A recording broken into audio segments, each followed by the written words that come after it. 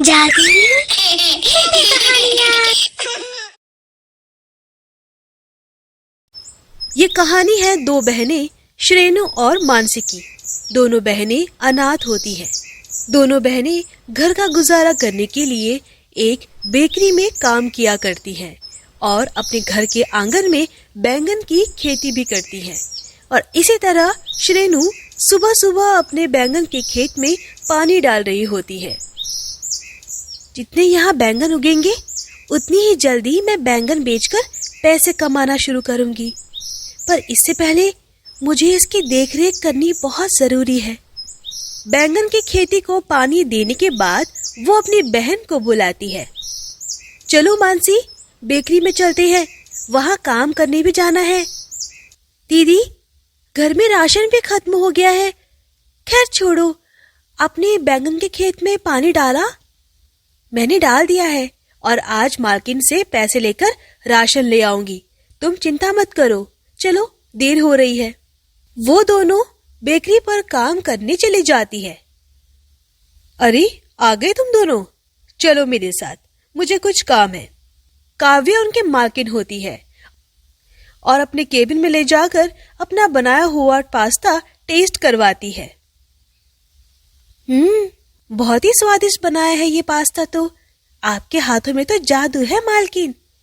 हाँ, बहुत स्वादिष्ट पास्ता बनाया है आपने। काव्या उनसे बात कर ही रही होती है कि तभी उस बेकरी में काजल नाम की लड़की उन्हें देख लेती है और अपने मन ही मन कहती है, मुझे तो समझ ही नहीं आता, इन दोनों बहनों ने मालकिन के ऊपर ऐसा क्या जादू करके रखा है। मालकिन तो हमेशा इन दोनों की ही गुण गाती रहती है। हाँ। काजल जैसे ही मानसी की बहन श्रेनु को अकेले देखती है तो वो उसके ऊपर तानाशाही करना शुरू कर देती है। आखिर तुम दोनों बहनों ने मालकिन को ऐसी क्या पट्टी पड़ा रखी है जो तुम दोनों के ही गुण गाती रहती है।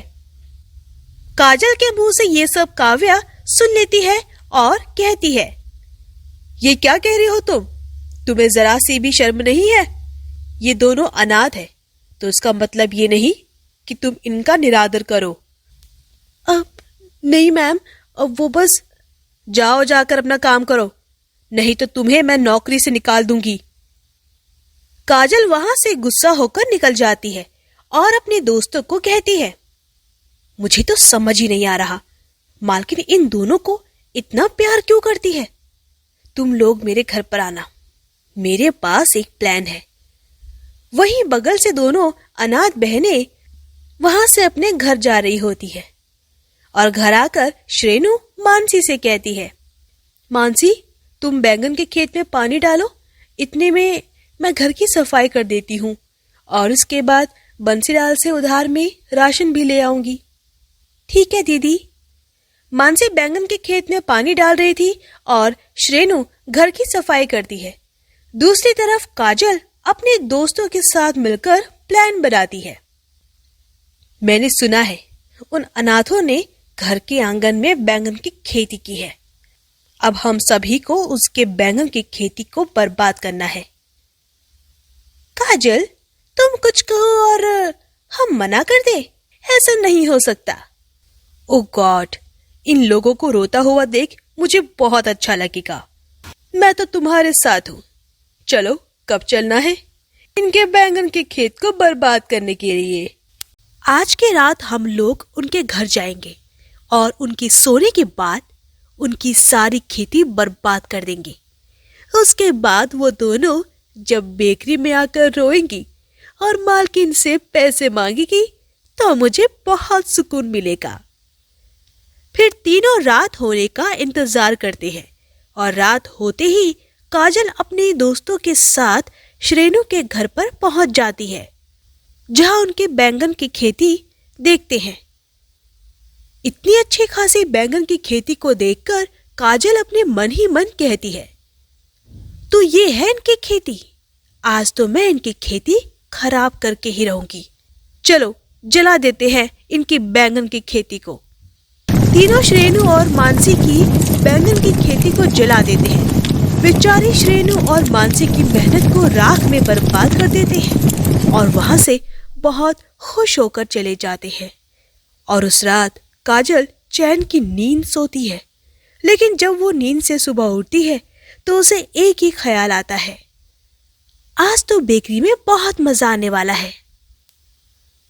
काजल जब बेकरी जाती है तो वो फिर से श्रेनु और मानसी को काव्या मालकिन के साथ हंसते हुए बात करते देखती है, और ये देखकर काजल हैरान हो जाती है। ऐसा कैसे हो सकता है? मैंने कल रात इनकी खेती बर्बाद कर दी थी, लेकिन जरा देखो तो सही, ये दोनों अभी भी खुश हैं, इन्हें जरा भी गम नहीं। काजल ये सोचकर हैरान रह जाती है और उसे कुछ भी समझ में नहीं आता, जिसके चलते वो रात को फिर से बैंगन की खेती देखने जाती है कि पहले की तरह सारे बैंगन ताजे ताजे उगे हुए हैं। अच्छा, तो ये बात है, ये बैंगन अभी भी वैसे की वैसे हैं। लगता है कल रात हमसे कोई भूल हो गई होगी। अब मैं ये खेत जलाकर राख कर दूंगी। काजल फिर से पूरे खेत को जला देती है और जलते हुए अपनी आंखों के सामने देखती है। अब ये दोनों बहनें कल मालकिन के सामने फूट फूट कर रोएंगी। अगले दिन फिर से श्रेनु और मानसी काव्या से खुशी खुशी बात कर रहे होते हैं, जिसे देखकर काजल का गुस्सा और बढ़ जाता है और वो उस रात फिर से खेत पर पहुंच जाती है। 2 बार तो मैंने इस फसल को जलाने की कोशिश कर ली, लेकिन अब देखती हूँ उन गरीबों को मुझसे कौन बचाएगा। जैसे ही काजल खेत को जलाने आगे बढ़ती है तो खेत से बैंगन की टहनियां काजल की तरफ बढ़ती है और उसे जकड़ लेती है, और काजल जोर जोर से चिल्लाने लगती है, बचाओ बचाओ, कोई मुझे बचाओ, कोई मेरी मदद करो, ये टहनियां मुझे जकड़ रही है, कोई मुझे बचाओ। काजल के जोर जोर से चिल्लाने पर घर के अंदर से श्रेनु और मानसी बाहर आती है। वो काजल को बैंगन की खेती की टहनियों से जकड़ा हुआ देखकर हैरान हो जाती है। हे भगवान, दीदी, ये सब क्या हो रहा है? ये काजल को टहनियों ने कैसे जकड़ रखा है? हमें इसकी मदद करनी चाहिए। श्रेनु और मानसी जैसे ही उसकी मदद करने के लिए आगे बढ़ती है, तभी उस खेत में से एक बैंगन कहता है, जिसे तुम बचाने जा रही हो वो तुम्हारे बैंगन की खेती को बर्बाद करने आई थी, और एक बार नहीं कई बार बैंगन के खेत को जलाने की कोशिश की है इसने। बैंगन को बात करते हुए देखकर दोनों बहनें हैरान हो जाती है। फिर श्रेनु काजल से पूछती है, काजल, क्या ये जो बैंगन कह रहा है वो सच है? काजल अपनी गलती को स्वीकार करती है। ये बैंगन बिल्कुल सही कह रहा है, लेकिन अब मुझे अपनी गलती का पछतावा है। मुझे तुम दोनों माफ कर दो, मैं आगे से ऐसा कभी नहीं करूंगी। बैंगन, मैं आपके आगे हाथ जोड़ती हूँ, काजल को छोड़ दो, उससे अपनी गलती का पछतावा है। फिर टहनियाँ काजल को छोड़ देती है और काजल दोनों अनाथ बहनों को सब कुछ सच सच बताती है। तुम दोनों के आने के बाद मुझे जलन होने लगी। मालकिन हमेशा तुम दोनों की ही तारीफ करती थी, जिससे मुझे और भी गुस्सा आने लगा। इसके चलते मुझे तुम दोनों से नफरत होने लगी। मुझे माफ कर दो, मुझे ऐसा नहीं करना चाहिए था।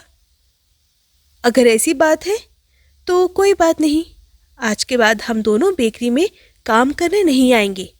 अब तुम यहाँ से जा सकती हो। फिर काजल वहां से चली जाती है, जिसके बाद जादुई बैंगन उनसे कहता है, अरे वाह, तुम तो बहुत ही दयालु हो। ये बात तो ठीक है, लेकिन ये बताओ तुम जादुई बैंगन कैसे बने? मैं जादुई बैंगन बना नहीं, बल्कि मैं जादुई बैंगन ही हूँ। मैं परीलोक से नीचे गिर गया था और तुम्हारी बहन को मिला था। इन्होंने मुझे खेत में उगाने के लिए लगा दिया था। इसके बाद मेरे साथ साथ ये सारे जादुई बैंगन इसी खेत में उग गए। तुम दोनों बहनों ने मेरा बहुत ख्याल रखा और मेरी रोजाना अच्छे से देख रेख भी की। लेकिन अब मैं यहाँ सिर्फ तुम्हारे लिए हूँ। तुम इन जादुई बैंगनों को बेचना, इसी के साथ तुम्हारी सारी परेशानियाँ भी खत्म हो जाएगी। ये सुनकर वो दोनों बहुत खुश हो जाती है। तरह दोनों ताजे बैंगन बाजारों में बेचते हैं और धीरे धीरे उनकी आर्थिक स्थिति भी ठीक होने लगती है और वह अपने जीवन में हंसी खुशी रहने लगते हैं। तो दोस्तों, अगर आपको हमारी कहानी पसंद आई हो तो इसे लाइक करना और शेयर करना और हमारे चैनल को सब्सक्राइब करना मत भूलना।